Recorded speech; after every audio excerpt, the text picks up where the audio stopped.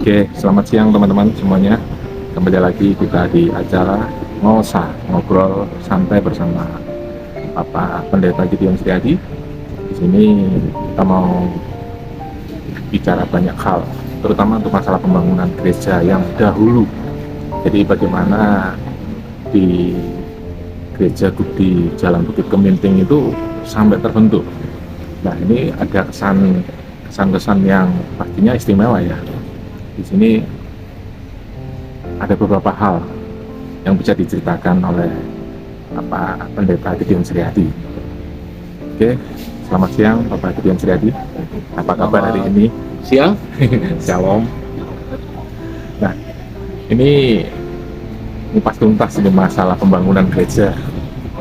Ini yang pertama kali dulu Bapak Gideon Setiadi lakukan di Jalan Bukit Keminting nomor 14 ya. Nomor 14. Ya. Ya. Gimana ceritanya? Bisa diceritakan kilas baliknya nih? Ya.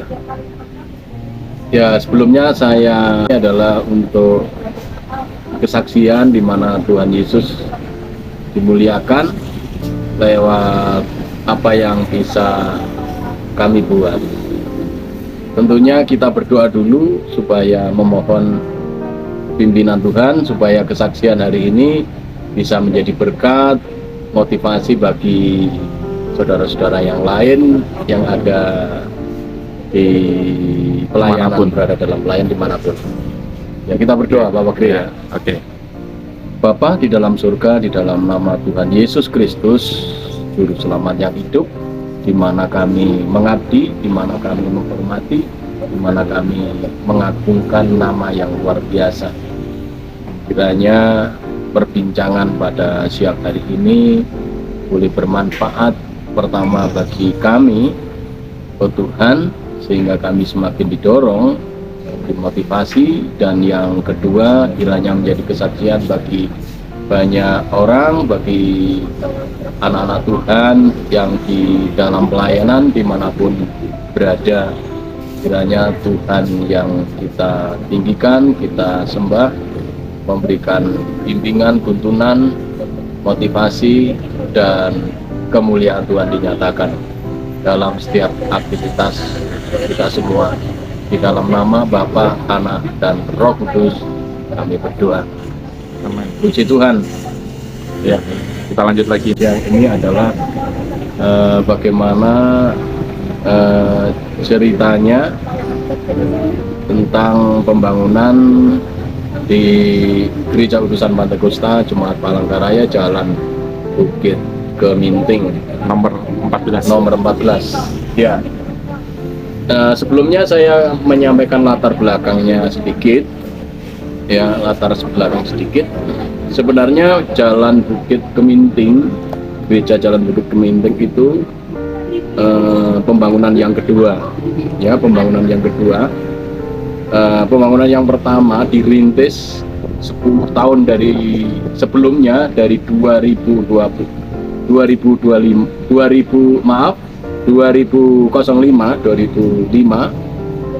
ya, sebelum saya diutus di Palangkaraya.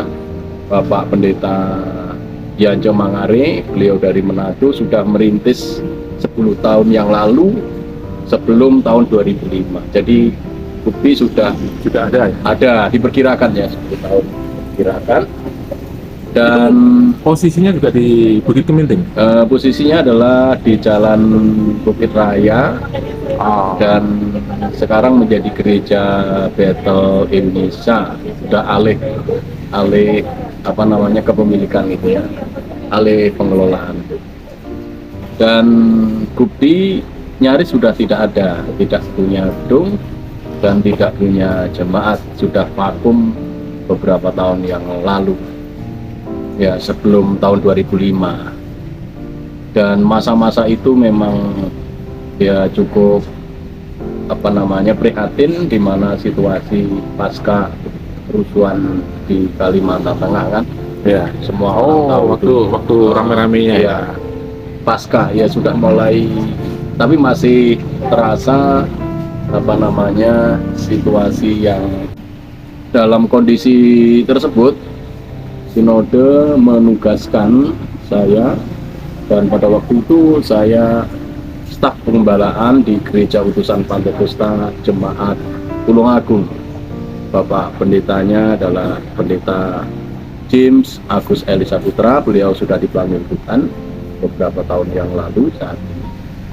Dan ibu gembalanya adalah Ibu Yosefin Irawati dari Tulungagung.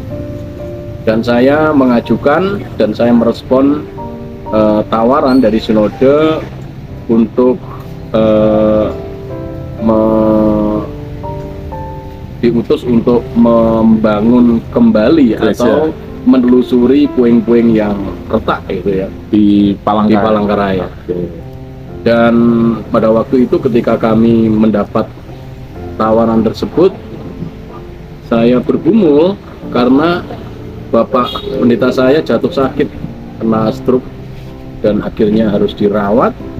Dan saya termasuk staf pembalaan yang dekat dengan beliau, bukan sebagai pendeta tapi ayah saya gitu ya, papa kedua, istilahnya papa rohani yang sangat dekat. Dan saya tidak dalam mengambil keputusan itu saya tunda 2 tahun berikutnya. Saya berbincang-bincang, masih nggak langsung ya? Nggak langsung berangkat. Dan saya masih merundingkan dengan keluarga. Terus akhirnya mengambil keputusan, saya survei dengan sinode 1 minggu, terus mengadakan rapat. Terus 3 bulan berikutnya gitu ya kurang lebih, akhirnya kami mengambil keputusan sekeluarga berangkat boyong ke Palangkaraya. Itu tanpa disurvei dulu ya? Survei sebelumnya. Palangka dulu. Survei seminggu, terus kemudian pulang ke Jawa lagi. Terus 3 bulan berikutnya kurang lebih bulan September, 11 September 2005 berangkat dari Tulungagung ke Palangkaraya ini. Nah, perjalanan ke sini waktu itu? Nah, perjalanan waktu itu ada kisah-kisah memang, ada juga kan, unik gitu ya. Waktu itu sebenarnya memang termangu-mangu, jadi enggak karena mengingat situasi di Palangkaraya itu masih belum kondusif yang masih ada permasalahan, masih ada keraguan-keraguan dalam melangkah di sini karena situasinya tidak aman gitu ya. Terus akhirnya kami mengambil keputusan dengan iman dan didukung oleh sinode. Kami berangkat tanggal 11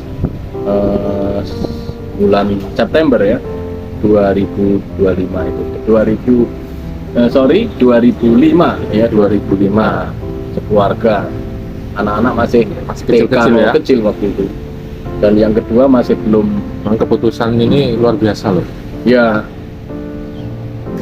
Kalau bukan karena dorongan dari Tuhan, nggak mungkin juga ya. Nah, kalau ditelusuri memang waktu muda itu saya sudah waktu sekolah Alkitab sudah punya kerentek gitu bahasa Jawa ya, punya niatan kayaknya tertanam secara nggak sadar Kalimantan. Nah, itu pun tertunda, nggak langsung prosesnya, menikah dulu, kuliah dulu, S1, D3, terus S1, menikah, terus pelayanan di Tulungagung, terus kemudian di Tulungagung sendiri berapa tahun pelayanan? Diperkirakan tahun 97 mulai bertobat sampai tamat sekolah, terus menikah mungkin ada 10 tahunan. 10 tahun lama juga ya. Iya, cukup lama juga. Nah, sekarang kembali lagi ke perjalanan ke Palangka itu. Nah, gimana waktu itu? Ya.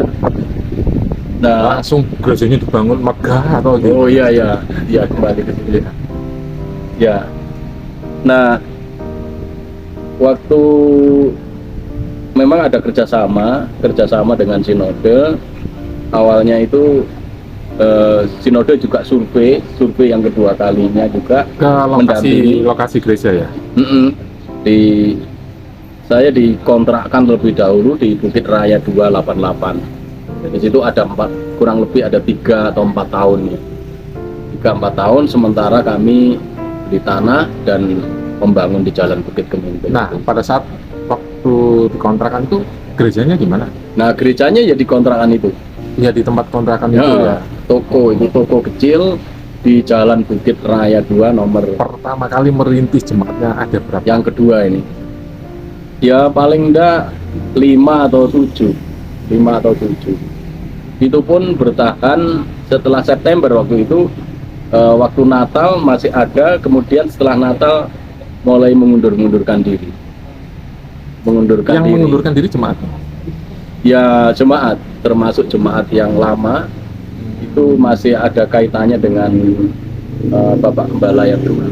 Masih kenal Pak Nuryanto, Pak Doni, dan ada Nanus, ada Bu Yuli, ya Rayani sampai sekarang ini.